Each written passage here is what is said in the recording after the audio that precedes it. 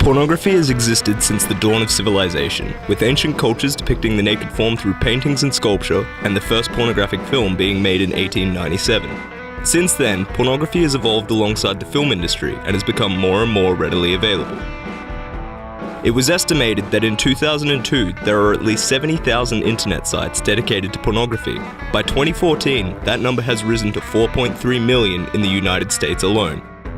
With the rise of the internet, pornography has become literally just a click away, with it being more easily accessible than ever.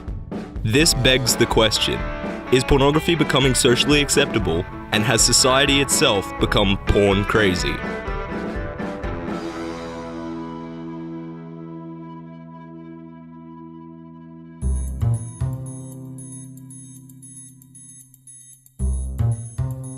A Sydney university conducted a study and found that 70% of Australian men admit to watching pornography, with some estimates suggesting that the number is as high as 90%. They also concluded that the initial age of exposure to pornography is 11 years old. With these statistics in mind, we hit the streets to find out just how people would respond when denied the anonymity of the internet. So, do you watch pornography? I'm a boy, so I can't say no. I have done.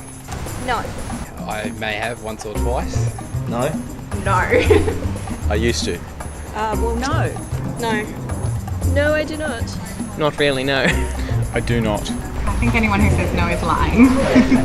Absolutely. Do you think it's becoming socially acceptable? Yeah, I think so. It's sort of just a natural thing now. Well, I guess so it is. Yeah, it is. I think it is on the incline that it is becoming more socially acceptable, yes. These days, I think they do. It is becoming the norm. Well, I should see my parents. So, yeah, I think so. The results of our online poll revealed exactly what we predicted. A staggering 97% of people who answered the online poll admitted that they watch pornography, with all of them stating that porn is becoming socially acceptable. However, our results were nowhere near as conclusive when people were denied the anonymity of the internet, which could still allude to the fact that porn isn't becoming as socially acceptable as we like to believe. To gather a definitive and respected answer, we contacted one Brian McNair, a professor of journalism, media and communication, as well as a respected research leader who has done extensive research into pornography and its effects on society. Do you think pornography is having a substantial effect on society as a whole? There's a long debate about that, a long-standing debate in academia. A lot of research has gone into the question of does pornography have effects, good or bad? And actually, there's no conclusive evidence one way or the other. The evidence can be read actually to go the other way, insofar as recent trends show us that in societies such as the US, Western Europe, Australia, where pornography is quite liberalised, the incidence of rape and other forms of sexual crimes have gone down very dramatically over the last few years. We already know that pornography is becoming easily accessible, but do you think it's becoming more socially acceptable?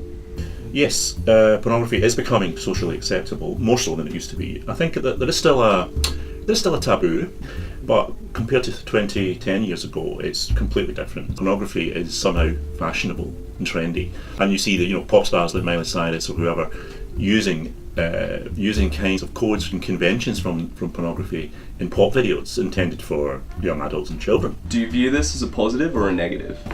I view it as a positive because I think there's the history of human civilization is a history of sexual representation. That is part of human culture, always has been. So today we have a sexual culture which is quite explicit, which is quite graphic, but at the same time as we've got that culture, we also have gay rights, gay adoption, same-sex marriage, etc.